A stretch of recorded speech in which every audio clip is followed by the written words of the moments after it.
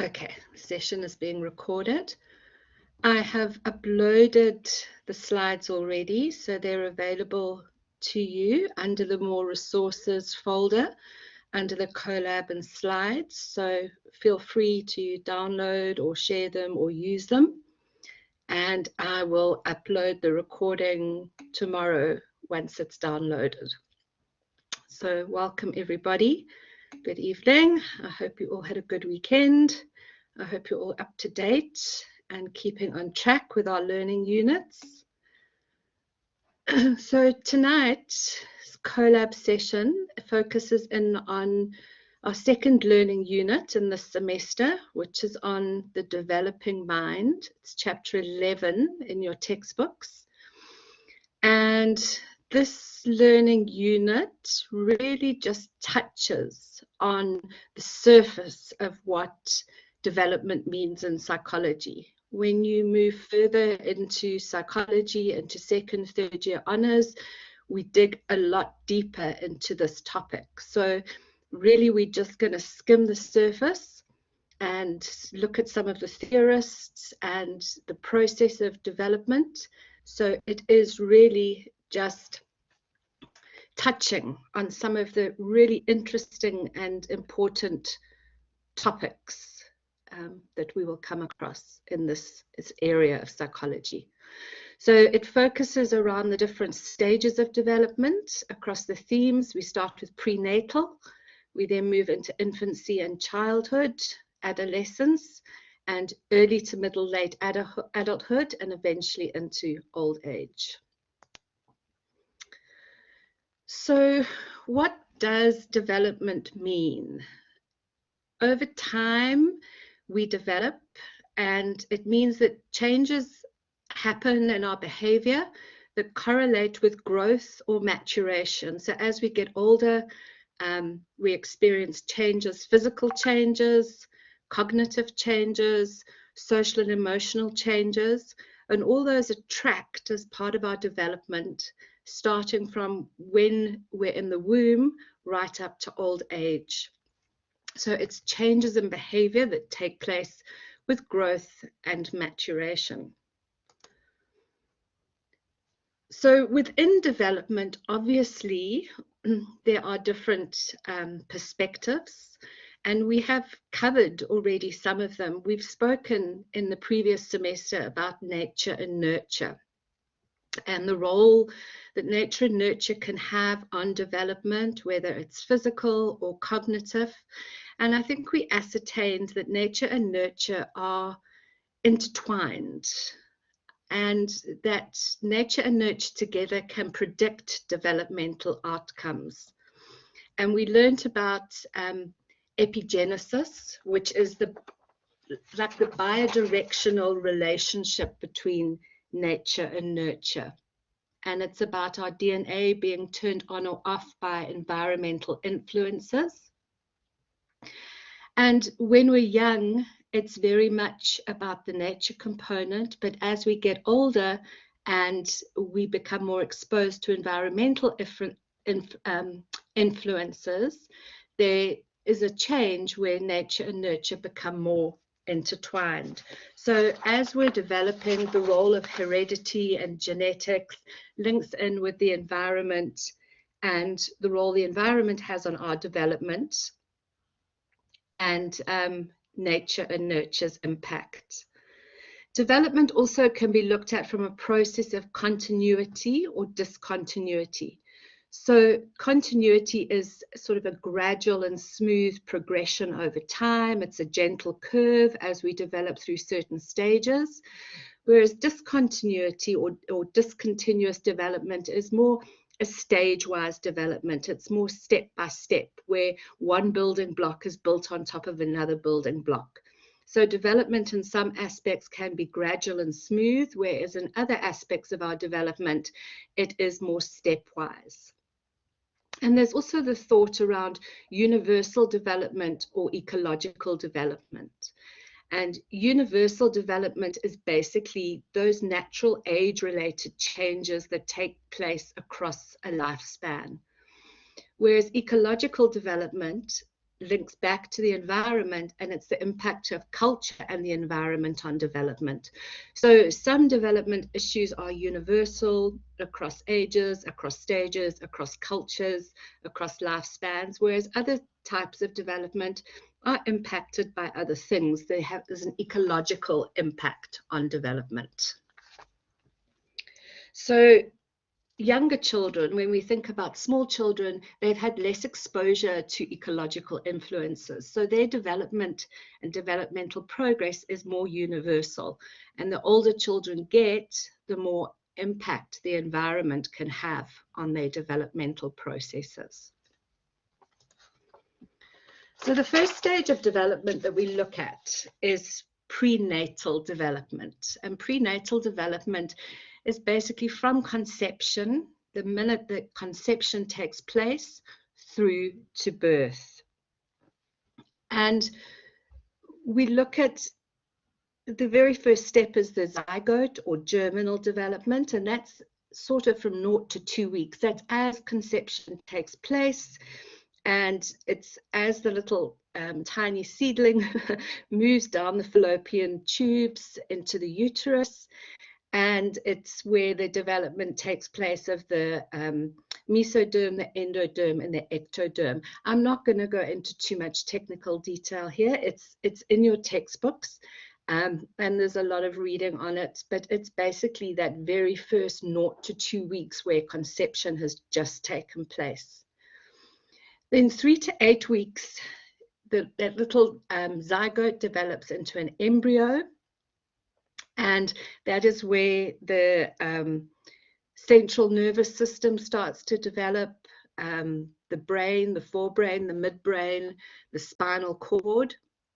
And the final stage of development is 9 weeks to birth, which is the fetal development. And it's where there's more comprehensive development of that nervous system. So there's 3 stages there. And I think your task is to summarize those 3 stages, from germinal or zygote through to embryonic through to fetal. And it's an important part of development. When we work with development now, we speak with the first 1,000 days of a child's life. And the first 1,000 days where there can be significant impact takes a child from conception to just under the age of 2. And maternal health and things like that really impact on prenatal development. Right up to when the last few months of pregnancy, the fetus can actually hear noises outside the womb. They can hear their mother's voices. People talk about playing music to infants in the womb or fetuses, and reading stories, and hearing those voices can actually lead to better bonding and attachment with the mother when the child is born. So there's a natural development that takes place prenatally, and basically up until the time of birth, which is usually about 40 weeks. Anything before that, up to about 37 to 40 weeks, is a normal birth. And anything before 37 weeks can be called a premature birth and can lead to a lifetime of health and developmental difficulties. So prenatally, conception through to birth is a very important time for development in children. And within that time, the child is pretty much helpless in terms of what can impact it. So genetic risks are obviously an issue with prenatal development. For example, older parents. And when there are older parents, there can be impacts on the development of the eggs and the sperm. And I mean, up to the older eggs have had 40 years or so. If a parent is over 40, it could be considered at risk for genetic risks in their children. And this is where you can have a sort of abnormal chromosomes that lead to things like Down syndrome when children are born. So once parents get older, there is a genetic risk in conception. Environmental risks also have an impact on unborn children. So a teratogen is basically, it's any agent that produces harmful effects on the child within the environment of the womb. So something like a teratogen could be alcohol. It could be something like taking drugs. It is those things that can cause harm to the unborn child. So alcohol, what are the effects if a mother drinks during pregnancy? And again, we say alcohol, but again, it's very sensitive. It can be dependent on how much. It can be dependent on the heredity of the child. It can be dependent on the nutrition or the maternal well-being of the mother. So it's not saying alcohol completely, but it's saying possibly overindulgence in alcohol, excessive alcohol. And there can be effects on the unborn child, such as the child could stop growing. It could be born with hyperactivity. It could be born with intellectual disabilities. Things like prescription medication for epilepsy. If a mother is taking some kind of prescription medication during pregnancy, it can cause heart defects in a child. It can cause intellectual disability, can even cause cleft palates or slow growth. Aspirin, over-the-counter drugs, again, heart defects, intellectual disabilities, slow growth. So teratogen is any agent in the environment that can cause harmful effects on an unborn child. The other thing that can cause an effect on an unborn child is a virus. A common virus I think that we all are aware of is HIV. A pregnant mother with HIV could pass on the virus to the child. There is chickenpox. If the mother has chickenpox, for example, that is a virus that the mother has caught that can have an impact on an unborn child. So it's important during that period of time to be aware of all of those risks that can affect the development of the unborn child right the way through to birth.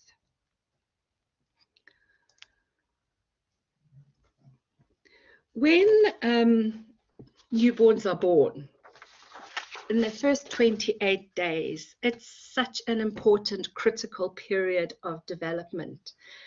And our newborns, our babies, when you think about our babies, they're already born with very useful capacities and capabilities. They're not born as small, innate objects. They're actually born with certain capacities. So when we have a newborn baby, reflexes. I think the first thing that when a baby comes out of the womb, the doctor checks is the reflexes. And there's a thing called the APGAR rating, and it rates the child on testing various reflexes on birth to check that side of development. And reflexes are basically their inborn ways that the children respond to stimulation, and often they're about survival value in unborn children. So reflex is, example, if you stroke a child's cheek or touch a part of the child's body, it will automatically turn its head to where that touch came from. It's a reflex, so it's inborn. And it's just part of their being. Rooting means that they basically, if you stroke their cheek, they turn to look for the source of the stroking, possibly a source of food. Grasping, if you put your finger in a baby's palm, its little fingers automatically will sort of curl around yours. It's a grasping reflex. There's something called a Babinski reflex, where if you stroke a baby's foot, its little toes will spread out as a natural reflex to that touch. So babies are born with an array of reflexes, which are natural to them. Babies are also born in being able to experience certain states of arousal. And by that we mean activities that they take part in, and it's generally through a sleeping wakeful cycle, and babies sleep. They have different sleeping patterns. Their sleeping patterns adjust as they get older. Babies born and they cry, whether crying is in pain, whether crying is in hunger, whether crying is for touch, but there's a state of arousal in crying that babies are naturally born with. Babies can also be alert, and they can also, well, they do have physical movement. So when babies are born, for the first 28 days, those states of arousal are very prominent. They're also born with their gender or their sex in place, a sex marker. So they're born with their external genitalia, which says whether the child is male or female in most cases. We know there are some cases where there are problems with genitalia, but generally your children are born with their sex markers in place or their gender markers. Babies can also are born with their senses and a sense of smell. And I think it's from a very, very, very newborn age, if you put something in front of a child's nose that has a really unpleasant smell, like rotten eggs, they will respond very differently to a pleasant smell. And they can also recognize their mother by smell. It could be the smell of the breast milk, or it could be the natural smell of the mother. But those two things together link to attachment to the mother, and automatically know that their mother is their source of caregiving and of food. And a lot of that is done through smell. Newborns also have the ability to taste, and they can respond to major taste qualities. If you put something on a newborn's tongue, like a medicine drop or something, and it's not nice, you'll see their facial expression change and they react to taste. They can also hear. We've seen that they can hear in the womb, but they hear the minute they come out of the womb, they have a sense of hearing, and their hearing improves daily after they're born. And they have different ways of interpreting speech frequencies. When children are little, we use sort of single sounds, mama or dada, and gradually we can change those frequencies and their children will become more responsive to them. So their hearing improves, and the frequencies and the pitch of tone and sound has an impact on what they hear. When they're born, they obviously can also see, and I think vision is the most underdeveloped sense when a child is born, but gradually it improves. It improves quite rapidly at first, and they don't necessarily see things at a distance. You'll see babies' eyes battle to focus when they're first born, but gradually, if you hold something in front of a child, it will start to focus as it gets older. Children have preferences for looking at faces, especially newborns. Maybe there's contrast in a face, and they see faces probably before they see other things. So babies naturally are born with all of their senses intact.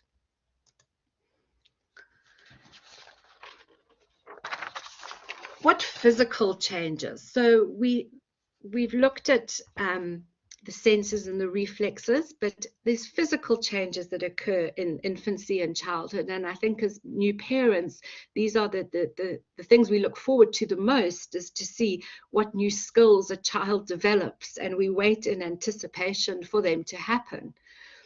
So the nervous system develops, and over the first 18 months, there's a rapid growth of the gray matter, which is those neural cells in the brain that aid cognition and a sense of self.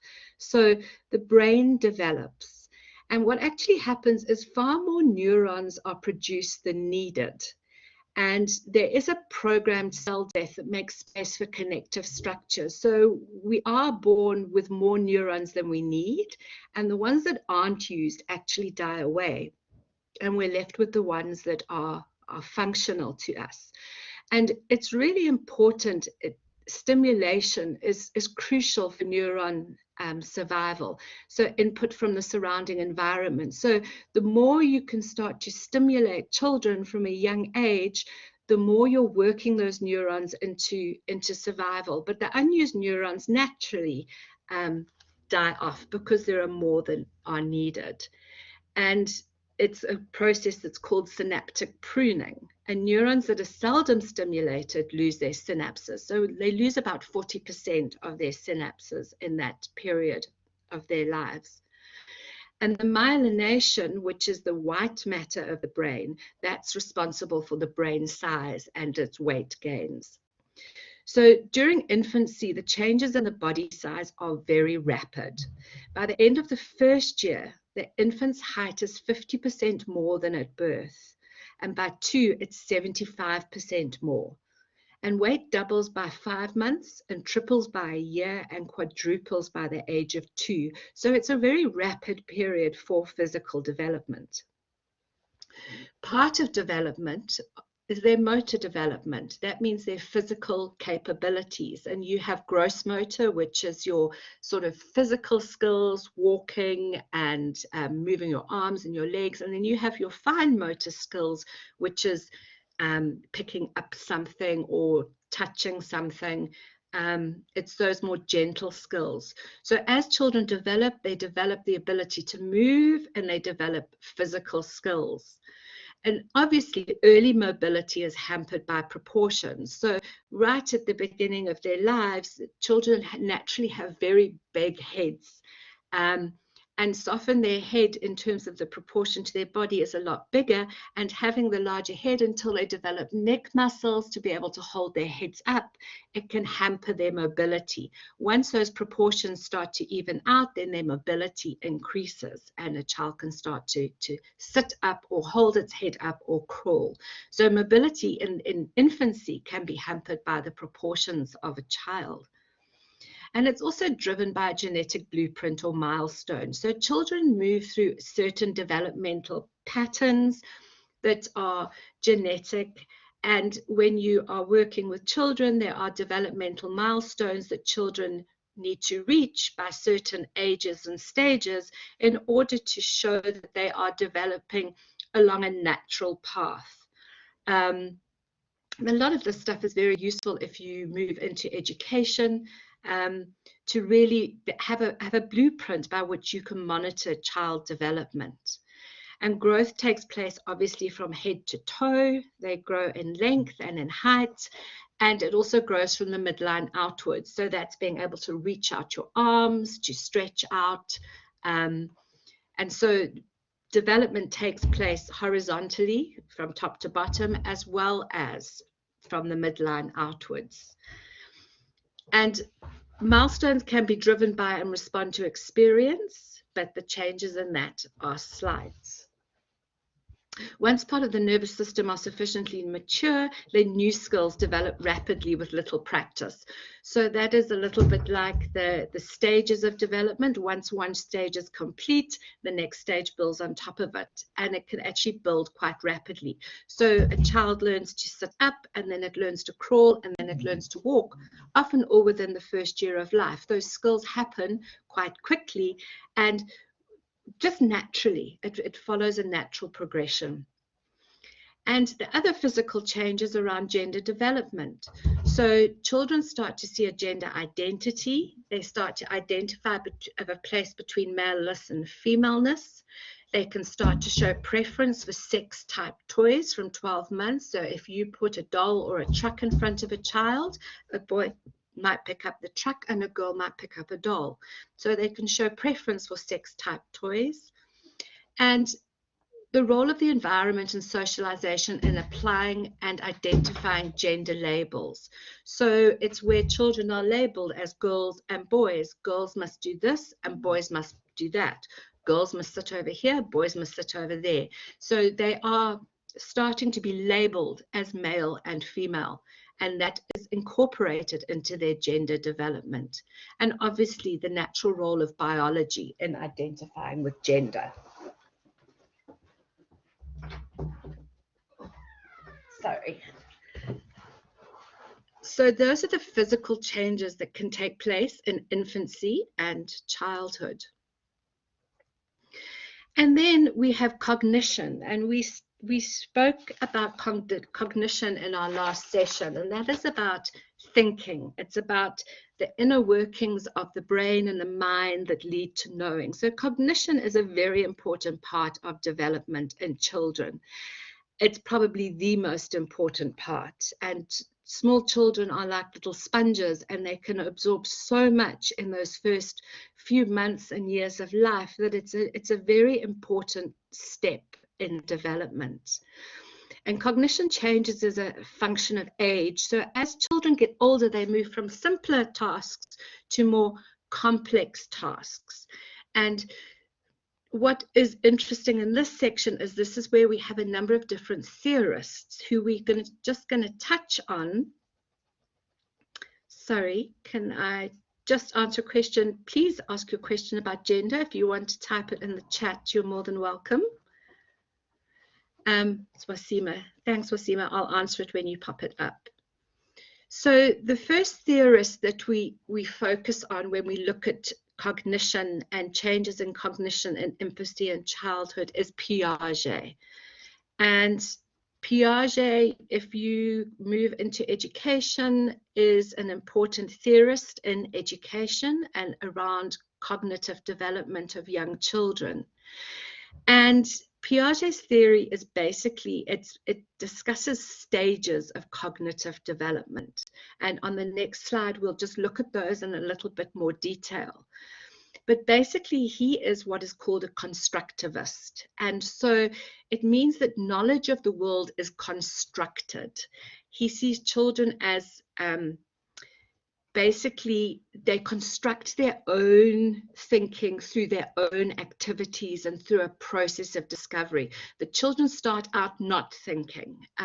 They don't start out as cognitive beings. And through their engagement with the world and their own activities in that, they develop these cognitive abilities, which flow through regular stages. And as cognition and children get older, cognition matures and they start to use concepts more and more, and they start to organize things into what is called schemas. And we discussed schemas in our last chapter, but a schema is an organized way of making sense of their experience. So children develop schemas. As they get older, the schemas get more complex. Things start off very simple, with a perception of something, and it can change through their experiences. So there's two processes to changing schemas. One is called assimilation, whereas if a child sees something, yes, very much, Yuchi. If a child sees something and it fits in with its idea of what that thing has, like a dog, we used our dogs a lot in the last session, but if it sees a dog that fits in with what it perceives a dog to be, it assimilates that information, it takes it in, it doesn't change its schema. The other option to that is accommodation. So if it sees a dog and the dog is not like the picture it has in its head of what a dog is, it makes an adjustment to that schema, or it adds a new one. So that's how children organize information from very young. They start to take in information, make a picture of it in their head, and then they assimilate new information to either fit in with that schema or they adjust it. So that's how a child works through the different stages of Piaget's cognitive development. So his stage theory is a very general theory. It follows a course from sensory motor stage to a pre-operational stage, a concrete operational stage, and a formal operational stage. It's a stage theory, and you just move through those stages in a fixed order. There's no variation, and it's a universal theory. It's used to fit every child everywhere, that a child in its cognitive developmental processes moves through these different stages of assimilating and accommodating information to fit in with what the child knows. So one of the areas that really contribute to this, especially in infancy, is around play and play-based learning. And if you watch children and you watch babies or newborn infants and you see slightly older children, you can actually see these things happen. So the first stage is their sensory motor stage, and Piaget sees this as happening between 0 to 2 years old. So sensory motor means it's very much sense-based. So it's the coordination of the senses with motor responses, about sensory curiosity about the world. Children touch things, they pick things up, they put them in their mouths, and they start to interact with the environment through their senses.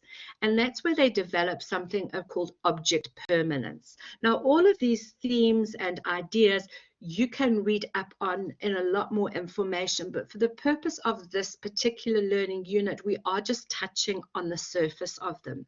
So in the sensory motor stage, children develop object permanence, okay? Then you have the pre-operational stage, which is from about 2 to 7 years old, and that's where children start to represent the world symbolically.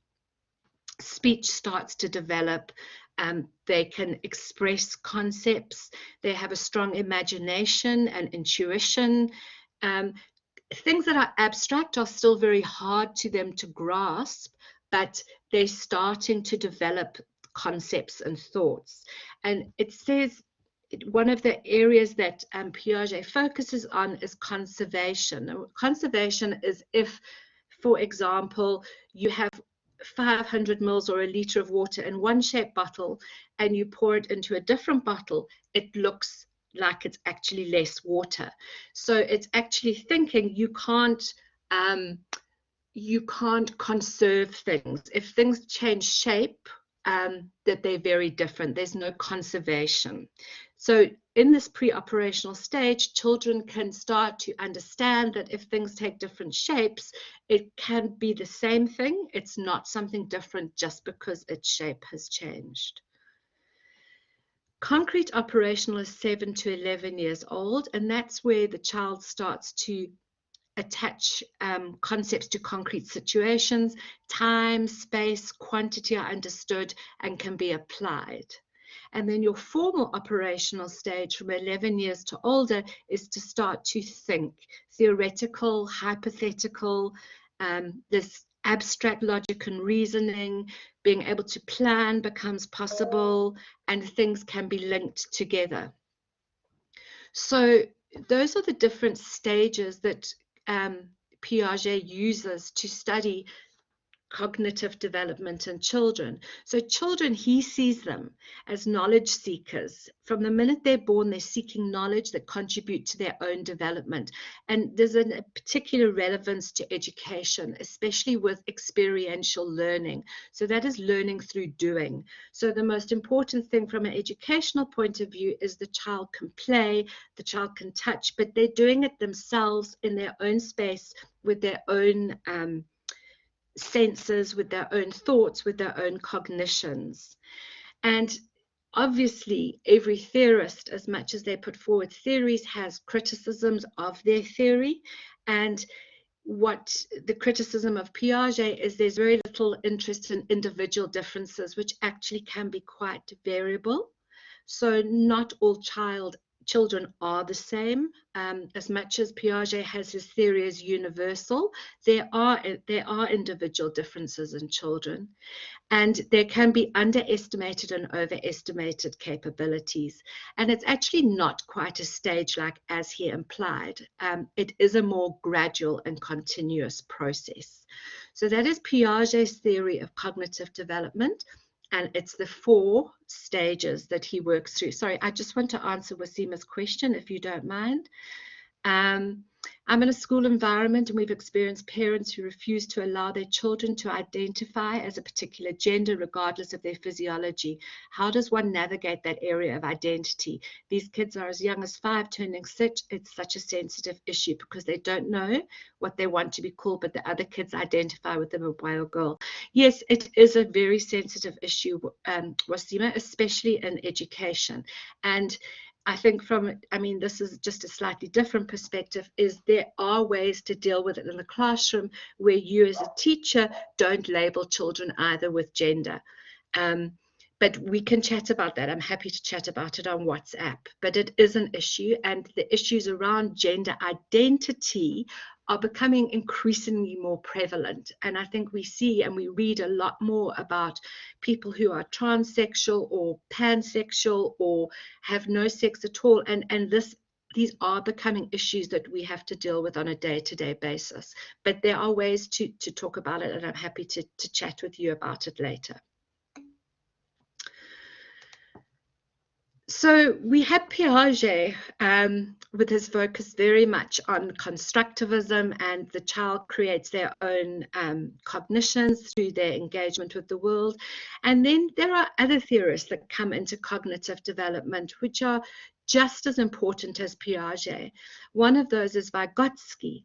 And Vygotsky really focuses on the interaction of social and cultural interaction and social cultural theory, which takes place in the zone of proximal development.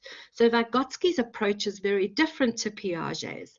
And there it's very much about, there are tasks that the children are unable to do on their own, but with the help of others, the social part of it, whether it's a parent or a teacher, with the engagement with somebody else, the child can actually learn to develop and their cognition develops. So it's not something the child does independently, it's actually something that happens socially. So the difference between the two theorists I've put up on the left-hand side of the page. So Piaget, the social cultural, is little emphasis on that, whereas Vygotsky has a very strong emphasis on the role of social skills and cultural skills. So as much as Piaget was a constructivist, the child develops things or constructs them, Vygotsky is a social constructivist. So everything is built from a social surround. So the stages for Piaget, there's a strong emphasis on the stages, whereas Vygotsky has no general stages of development. It is about developing within a zone of proximal development. And Piaget's fundamental parts of his theory is about the schema, adaptation, assimilation, whereas Vygotsky is in his zone of proximal development, and it's very much about scaffolding. Tasks are built on other tasks. So again, in education, we see that word scaffolding often, whereby you learn to formulate letters and you build letters into words and the words into sentences. Everything is about scaffolding and building. And an important part of Vygotsky's work is around language. Language is crucial in social cultural theory like this. So Piaget has a minimal use of language. Language is primarily there to provide labels for experiences, whereas with Vygotsky, language is very powerful in how thought is shaped and developed. So in teaching, the implication of someone like Piaget says, you teach children, you'll support them to explore their worlds and discover knowledge for themselves, whereas with Vygotsky, it's about establishing opportunities for children to learn with the teacher and more skilled peers. So within cognitive development in those early years, you can see there are different theorists, and often part of our role in psychology is to compare theorists and their different approaches to development.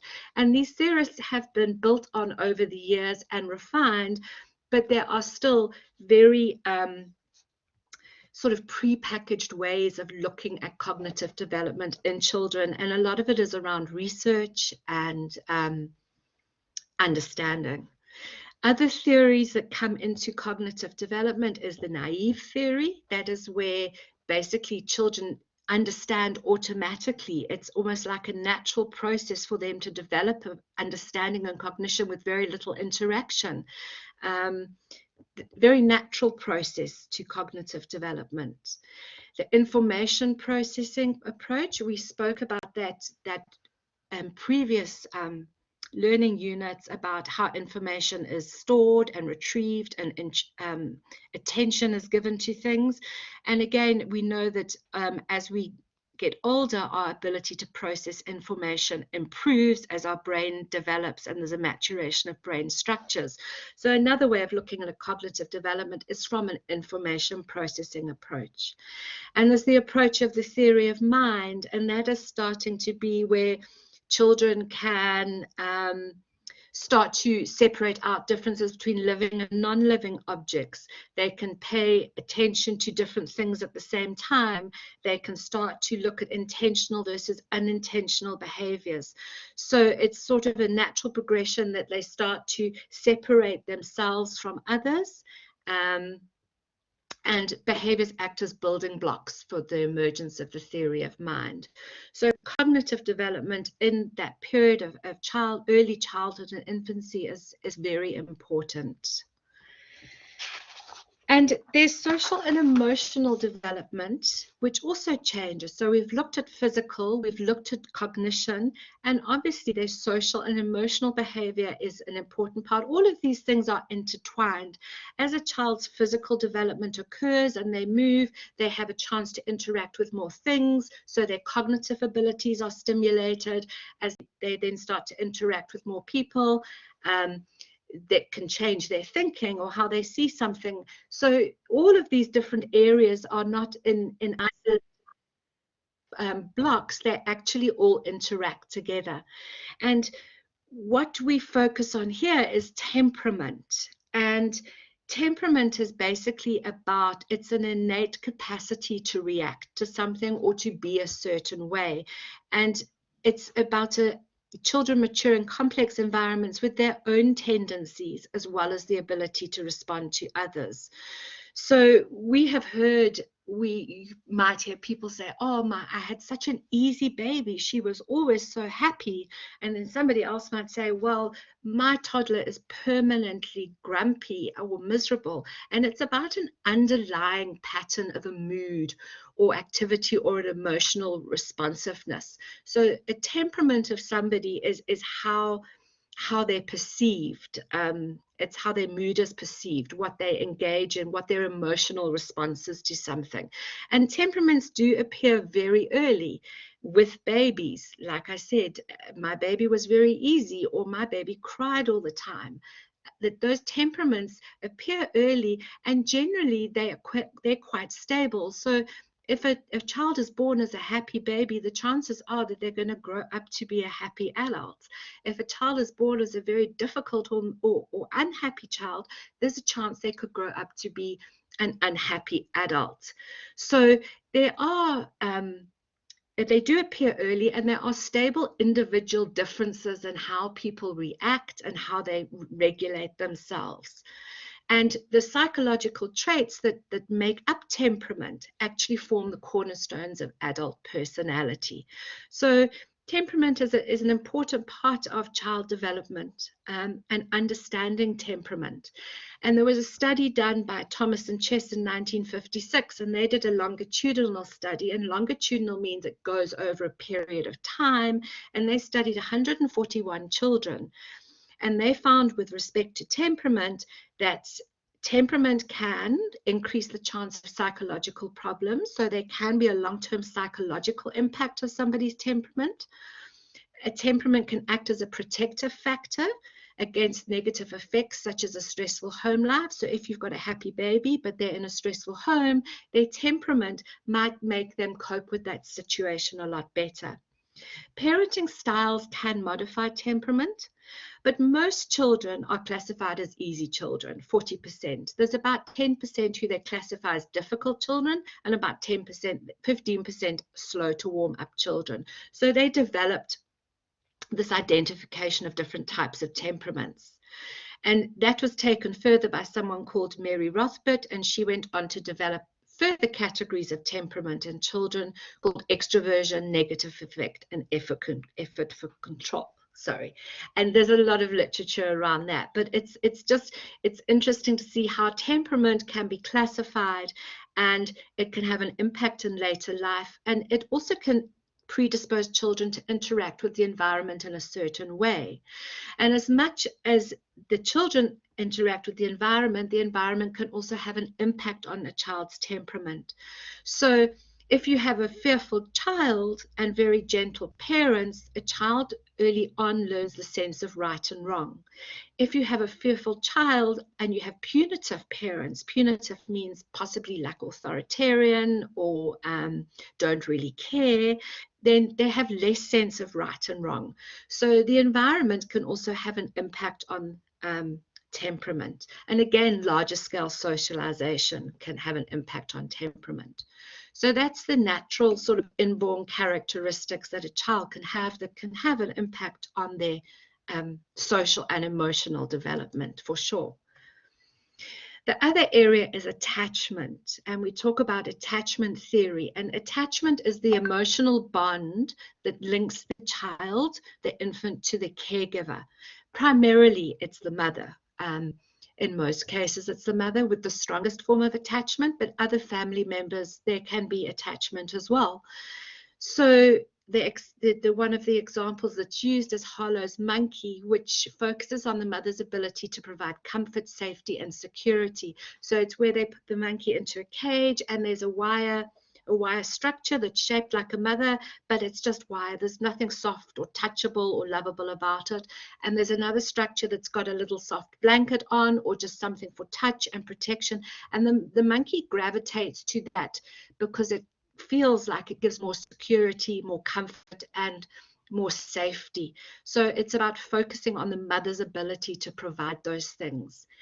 And a key factor in developing attachment is mobility, which happens in the second half of the first year, mainly in reaction to strangers. And as a response to that, they sort of measure attachment. And one of the demonstrations that was used was Mary Ainsworth, and she used the strange situation to really develop or to understand the quality of attachment of a child to a mother by putting a mother and child in a room with some toys. The mother and child played. A stranger came into the room, chatted to the mom. The mom left the child with the stranger. The stranger tried to comfort the child. And what is the child's reaction to that stranger? What was the child's response when the mother came back and when the stranger left? So she identified different types of attachment by doing that experiment with children over a period of time. So she developed what she called a type of attachment being an insecure or avoidant attachment. Most children have a secure attachment, and there's also an insecure resistant attachment. So the insecure avoidant attachment is when the mother left again, the child was quite unresponsive upon the return, avoidant of the mother. In a secure attachment, when the mother left, the child was upset, but the stranger could comfort the child, and the child was happy when the mom came back. So that's quite a secure attachment. And then an insecure or resistant attachment was extreme distress on separation, fear of the stranger, clingy and rejecting upon return of the mother. So there's different kinds of attachment that happen between a caregiver and a child. So the picture I've put on the left there is a bit more detail on the attachment theory, and it's about that emotional bond that connects an infant to the main person taking care of them, usually their mother. We know now that we also have father-headed households. It doesn't necessarily have to be a mother, but it's probably the main caregiver in their lives. And the type of attachment that the mother has with the child impacts on what happens to the child. So a child with secure attachment, a mother thinks that she will cover the needs of her child, and she hopes she'll be able to do it. The mother is direct and sensitive, consistent and supportive.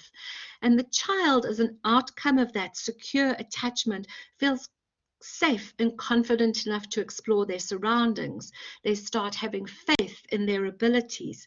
They learn how to be resilient. They learn how to be independent. So as a mother, to work to develop a secure attachment with your child is a very good thing to do. That's the wrong word, but if you understand what I'm saying. If you have avoidant attachment, that's where the mother is distant, inactive, dismissive, critical, irritable. The child often feels rejected. They often suffer from emotional isolation. They often feel stressed and scared. So it's again, when it comes down to parenting and being a parent and how a child is growing up, often the relationship the mother has with that child in terms of attachment is important when we're looking at underlying psychological issues.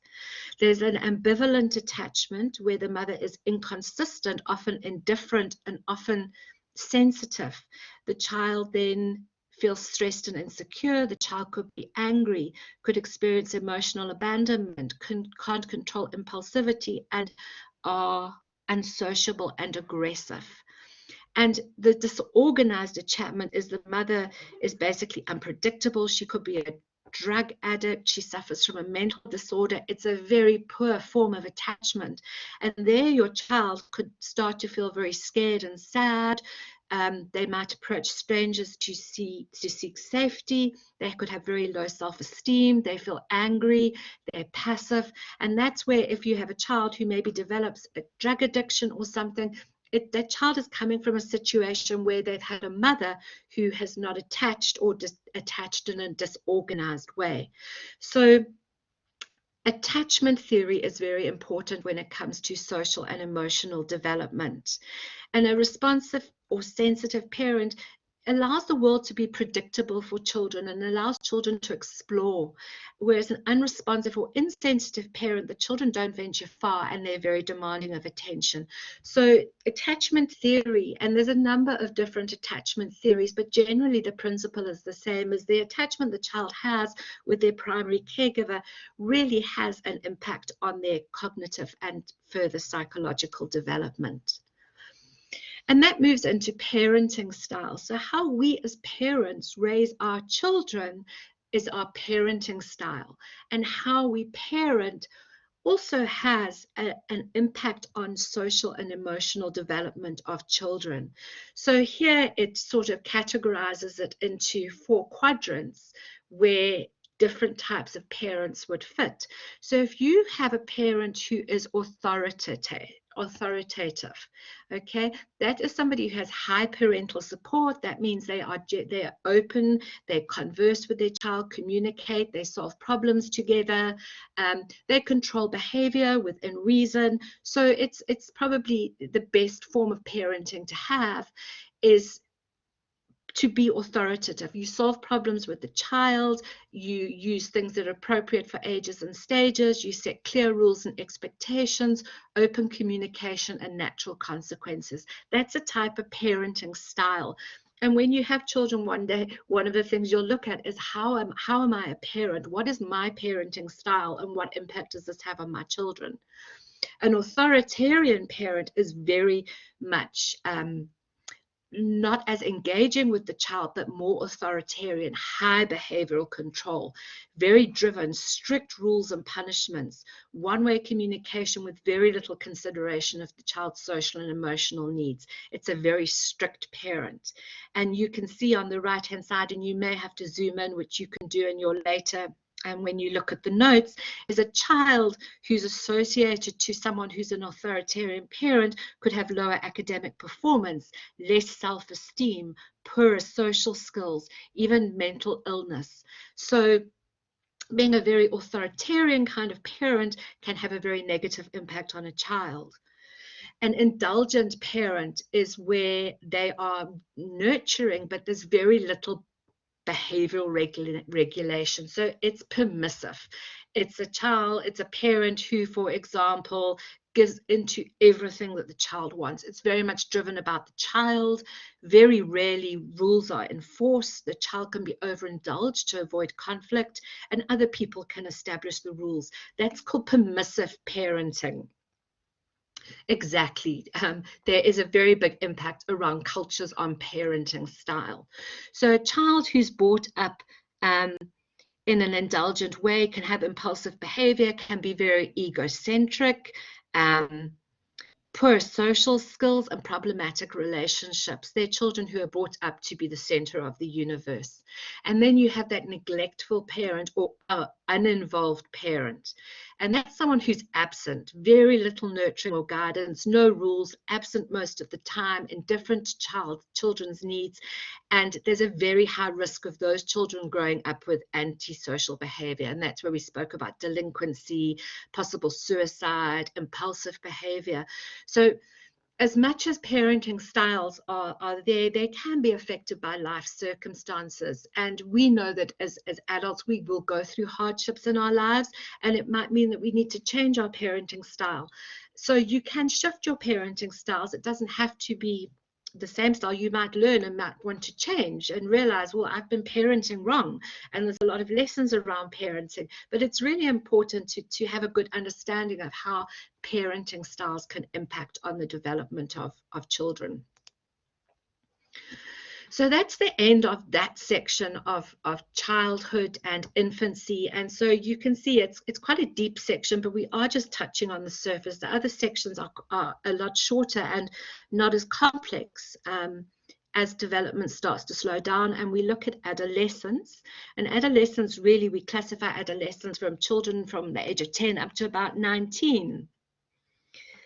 And basically, it's from puberty, and again, the end point is descriptive. You don't sort of stop being an adolescent. Puberty starting younger and younger. I think we read that as our environment changes, the onset of puberty starts younger, and children live at home and are dependent on their parents for a lot longer than they used to be. So the ages of adolescence generally from about 10 to 19, but there's some leeway at either end of that.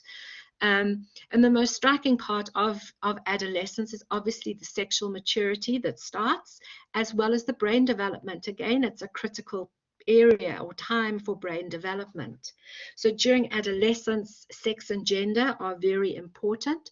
Sexual maturation that we know with puberty, where we get secondary sexual characteristics, which are those that are seen on the outside of our body. We start to identify with male or femaleness. We take on sex role behavior, so we behave like a male or a female. And there's a sexual orientation, which is your stable attraction to people of a certain sex. So within gender, it's not now really about boy and girl. There are so many different things that come into sex and gender development as children get older and start to identify with being a male or female. And it doesn't necessarily have to do with their genitalia. Their sexual identity is very separate to that. And their behaviors, sex role behaviors, how they act, and their orientation. So that is a key time for development of sexual and gender-based characteristics. And like I said, with adolescence, it's a second critical period of brain growth, and it's a big burst of development, which is why those primary years, those final years at primary school, there's a big growth of gray matter development. And again, that myelination, I love this discussion on different cultures and parenting. It's very, very true, and it's the way the environment impacts on us. Myelination, the white matter continues to grow, and the white matter can be damaged by risky behavior.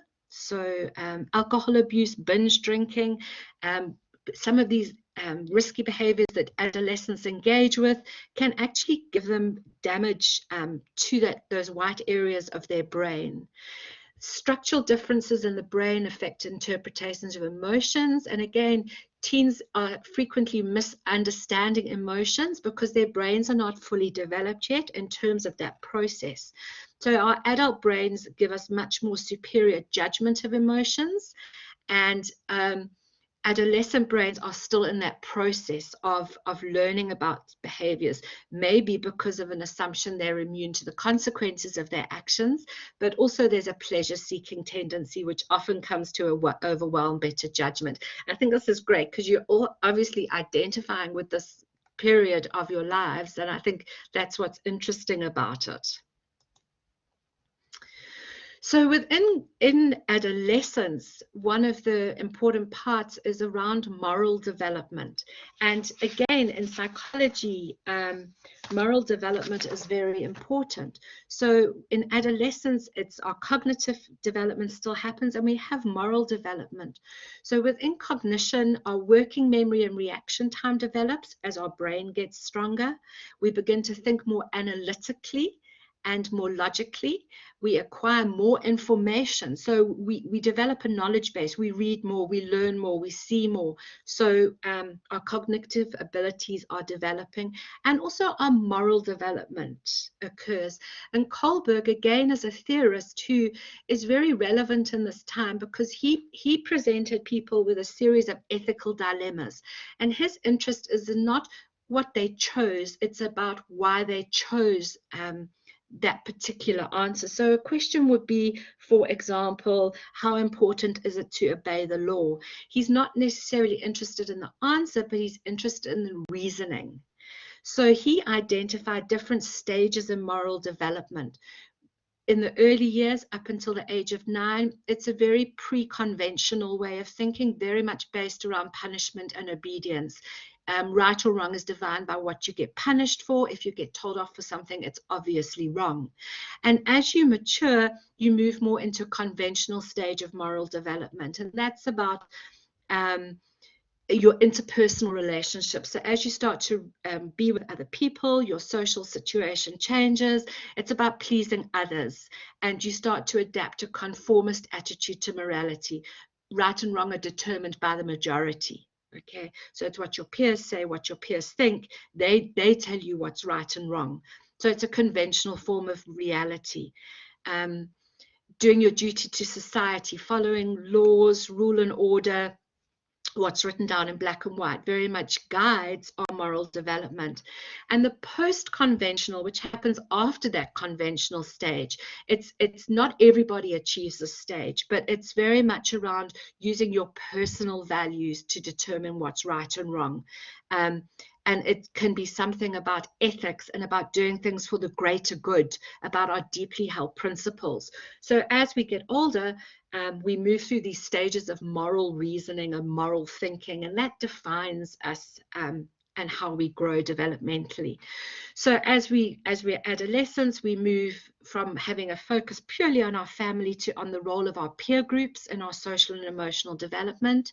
We have an ethnic identity, which is very important, and being considered part of a collective or an ethnicity can boost your self-esteem. It's very important when we look at how adults or adolescents develop. Some people might have more than one ethnicity. They might be multi-ethnicity. The balance between family and peers, how to balance up how much time you spend with family, how much time you spend with friends, sensitivity to peer exclusion, negative peer influences, and greater chance of risky behaviors when we're with peers.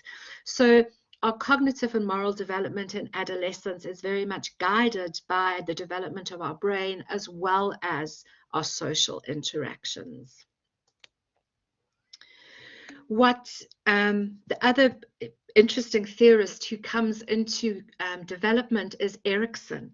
And Erikson has a number of what he calls psychosocial stages in development, and it's about developing a positive identity. So what he says in each of these age stages is that there's a choice that the person has to make, and there can be one choice that has a positive outcome, and it's almost like a crisis, or there's another fork in the road. So moving through different periods of crisis in your life. And in an adolescence, it's about age 13 to 21 is what he calls adolescents come to a point where they're faced with either identity or role confusion.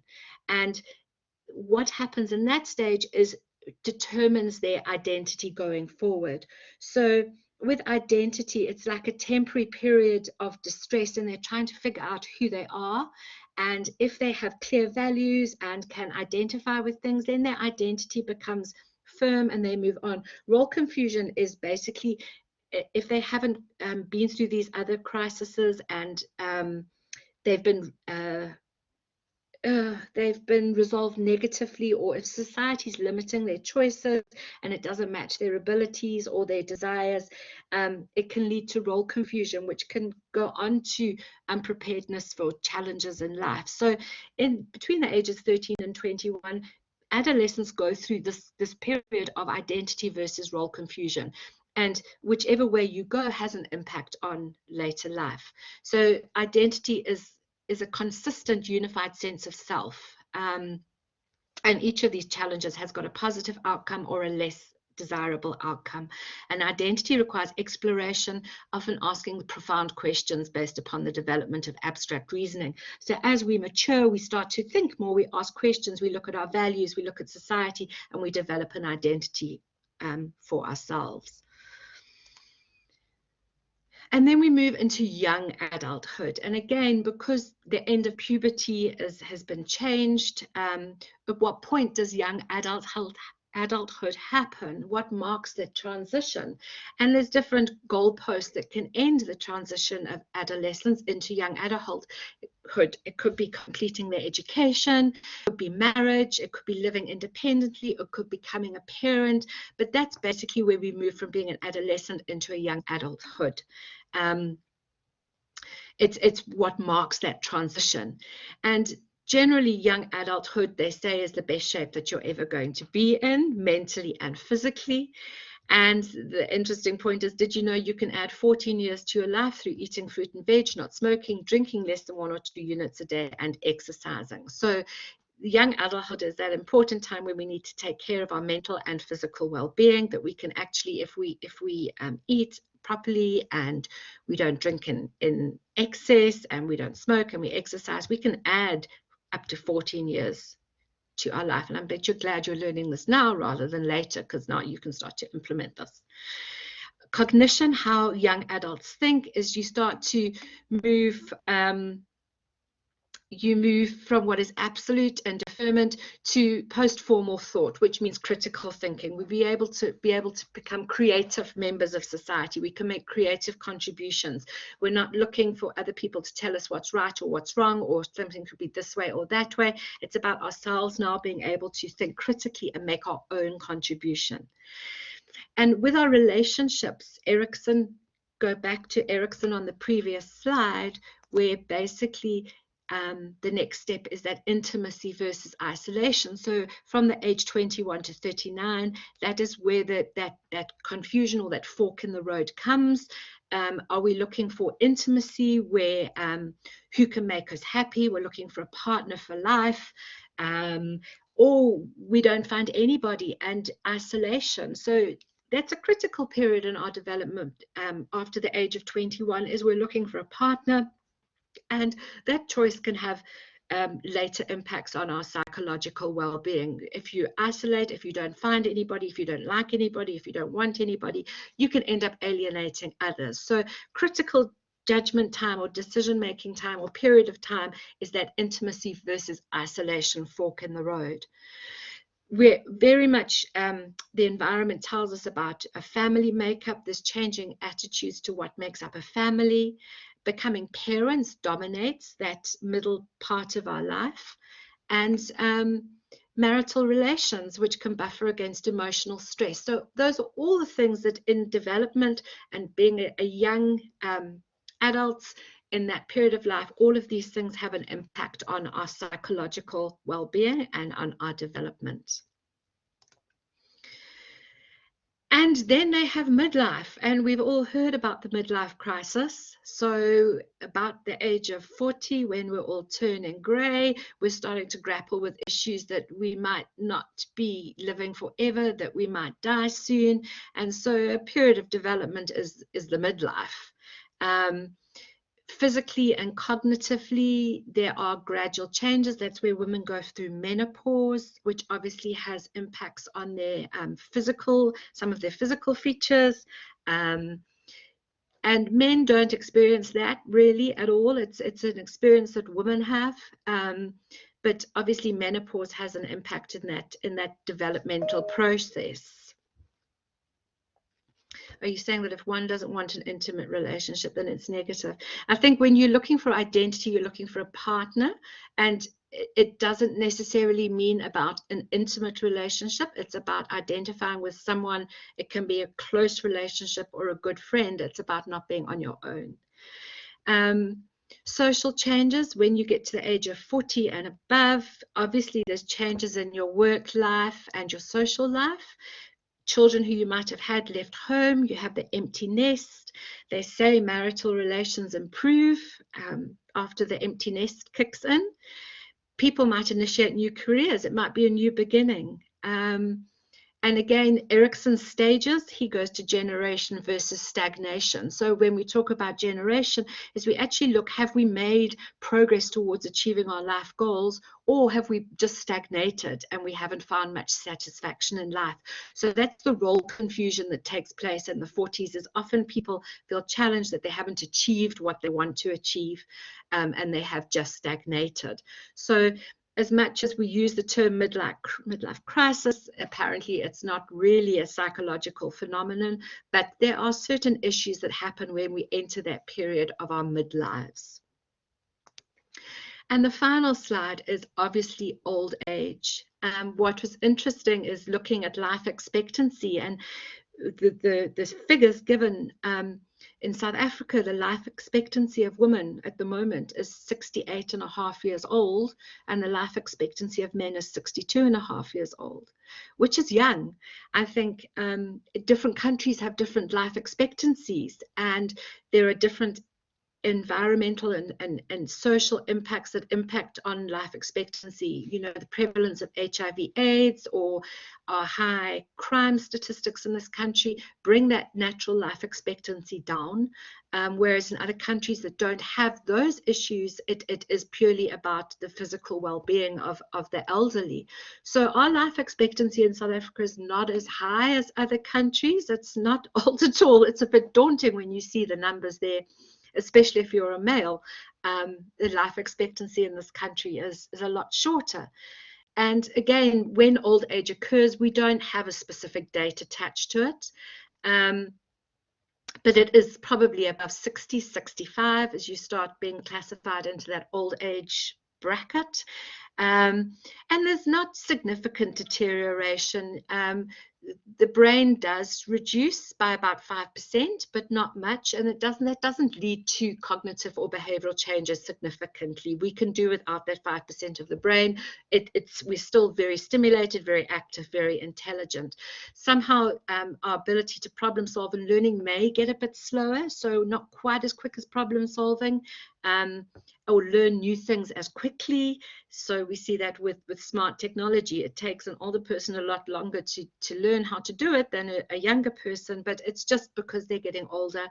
And obviously we have changes in our sensory abilities. We discussed that in earlier learnings about sight and hearing, is that often those sensory organs can change with age, but at the same time, if your sight is going as you get older, you can get glasses. So we're absolved of some of those challenges through technology. And intelligence can remain stable as long as your health is good. There are diseases that impact on old age, such as dementia and Alzheimer's, but the prevalence of that is reducing. So again, with diet, with stimulation, with social and emotional interaction, some of those diseases can be delayed. And Erikson's final stage that we spoke about is integrity versus despair. So as we get older, our final sort of challenging point in life is, are we happy with what we've done in our life, or do we feel like life has passed us by? So building on from the previous stage, there's no room now. It's like once you get to 80 and you start to say, well, I've lived a good life and I'm happy, versus despair is that there's nothing now I can do. My life has not been lived to the best of my abilities. That's it. It's over. So there's those two choices that somebody has at that point. And in old age, your social connections are just as important. There's fewer of them, but they are important. Families are important. Relationships with children and grandchildren are important. married life becomes better, and spouses can appear to be quite similar because they've lived so long together that an elderly couple could actually appear to be very similar in characteristics. And marriage can also act as a buffer against life stress and getting old. With a life partner or a partner, and a late marriage, a happy marriage, a long marriage can act as a buffer against life stress. So that in a nutshell is the developing mind. We've moved through the different time spans, obviously focusing more in on those early years. The textbook is not a difficult read at all. There's a lot of extra literature around this concept of developmental psychology, and it will get built on as we move through other chapters and as we progress through our psychology course. So as usual, if you have any questions, please feel free to raise them in the chat. If you have any questions you want to email me, please feel free to email me and I will respond. Carry on working at your ICE tasks. I have marked some and I will carry on marking others. You can get on with the ICE task now for this module. Lisa Marie, I don't actually know what a typical exam question would be for this work, but I can certainly inquire for you. I'm not sure what past papers are available. But for those of you who love this session, this is such an interesting section. And even if you are a parent at this point, it's the kind of thing that when you become a parent, you're very grateful that you've learned or you understood, because it will make so much difference in how you see your children and how you interact with your children. If you're going into education, this is a valuable section for those would-be teachers and educationalists. So thank you very much for joining me. Please feel free to leave the chat. Keep well, keep safe, and we will see you very soon. And please get in touch if you need any help at all. Thanks, everybody.